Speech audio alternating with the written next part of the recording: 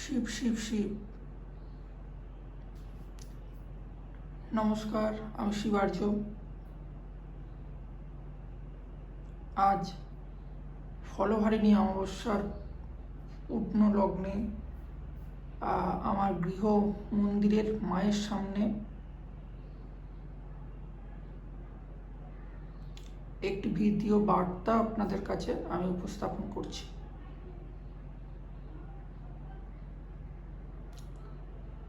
যেহেতু আজ ফলহারিণী অমাবস্যা, তো স্বভাবতই আজকের আলোচনার বিষয়বস্তু আমার মাকে নিয়ে হবে। তো স্বাভাবিকভাবেই আমি আমার মাকে নিয়ে আলোচনা শুরু করছি।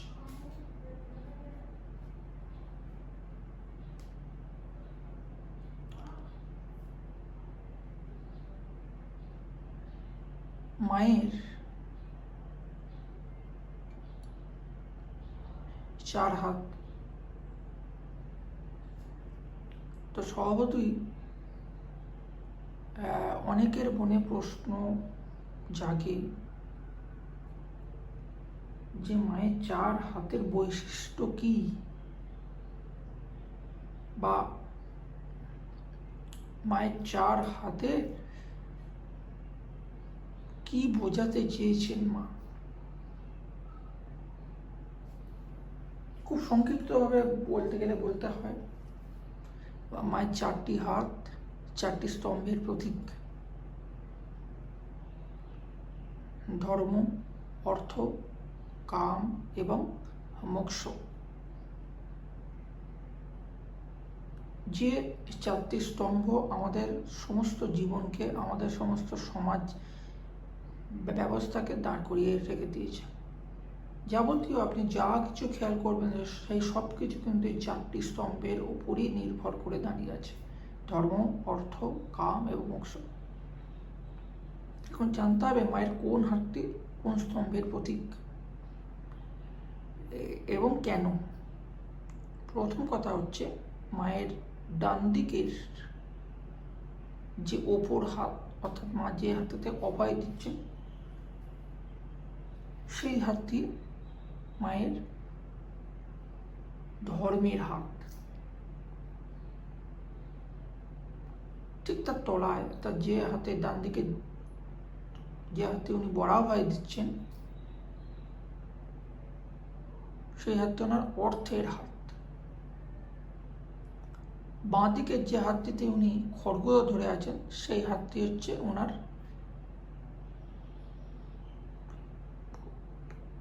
কামকে শেষ করার বা কামকে ধ্বংস করার হাত। এবং তার নিচে যে হাতে উনি মুন্ডমালা ধরে আছেন, সেটি হচ্ছে মোক্ষের হাত। এবার কেন বুঝতে হবে। অর্থাৎ আমরা বলি কর্ম ইজ ইকুয়াল টু ফল। যেমন কর্ম তেমন ফল। মাও এখানে ঠিক তেমনই আমাদেরকে বোঝাচ্ছেন। অর্থাৎ তুমি যদি ধর্ম সহিত কর্ম করো, তাহলে তোমার ফল হচ্ছে অর্থ। অর্থাৎ ওপর হাতে আমি তোমাকে ধর্ম দিচ্ছি, ওপর হাতটি হচ্ছে মায়ের কর্ম, আর নিচে হাতটি হচ্ছে মায়ের ফল। সুতরাং তুমি যদি ধর্মের সঙ্গে কাজ করো, তাহলে তার ফলশ্রুতিতে তুমি কিন্তু সৎভাবে থেকে অর্থ পাবে। আর বাঁ হাতের যে ওপরের হাত, যে হাতে মা খড়গ ধরে আছেন, অর্থাৎ তুমি যদি, মা বলতে চাইছেন, তুমি যদি তুমি যদি কাম নিয়ে আসো বা কোনো কামনা নিয়ে আসো, তাহলে তার ফলশ্রুতি হবে ঠিক তার তলার হাত, অর্থাৎ মুন্ডমালা, অর্থাৎ মোক্ষ। মোক্ষ অর্থাৎ মুক্তি।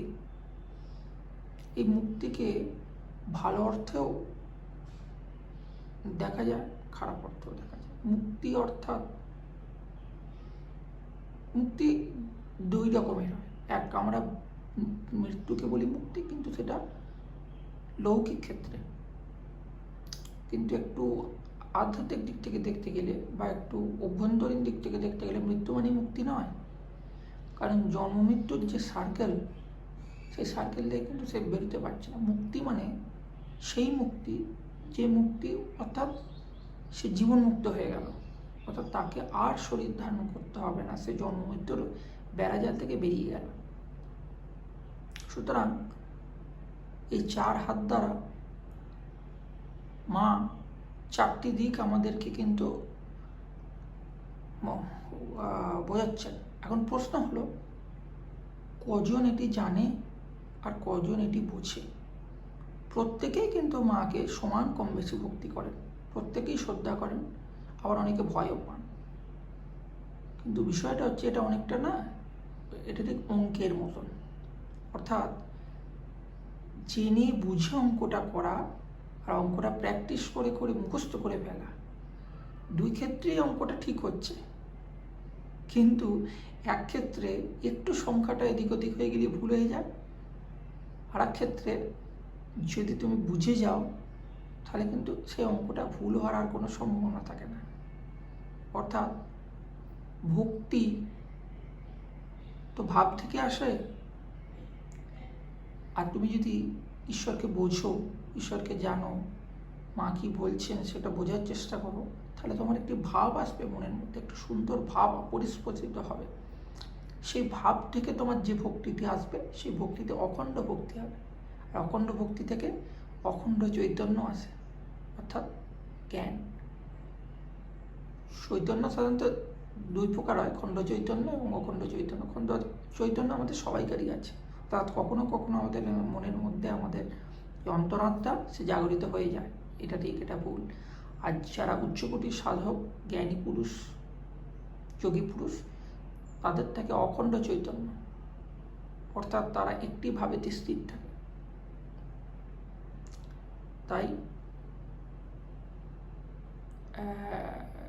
এই ভিডিও বার্তার মাধ্যমে আমি আশা করব যে আমার এই যে ক্ষুদ্র জ্ঞান, এই ক্ষুদ্র জ্ঞান যদি একটি মানুষও শোনে, গ্রহণ করবে কি করবে না সেটা তার সম্পূর্ণ ব্যক্তিগত ব্যাপার, কিন্তু যদি শোনে এবং যদি মাকে সে যে ভালোটা বাসত এতদিন, যে ভক্তিটা করতো এতদিন, সেটা যদি মায়ের পূর্ণ স্বরূপটি বুঝে করে, যদি ওই 4টি হাতের স্বরূপে কিন্তু মায়ের স্বরূপ শেষ হয়ে গেল না।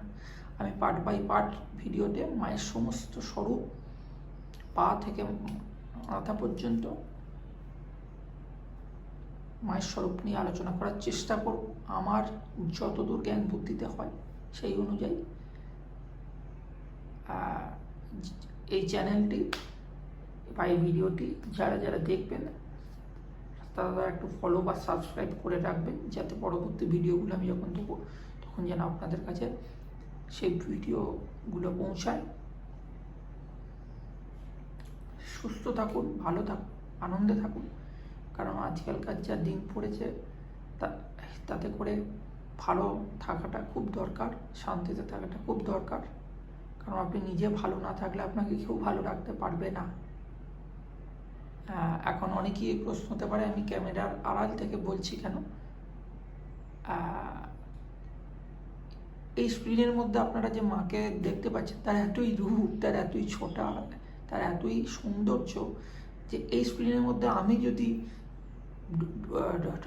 ঢুকে পড়ি গিয়ে, তাহলে সেক্ষেত্রে খুব একটা মানাবে না বা খুব একটা ভালো লাগবে না। আমি তো আসবোই, আমি তো আপনাদের সাথে থাকার জন্যে, আপনাদের পাশে থাকার জন্যেই তো আজকে 15 বছর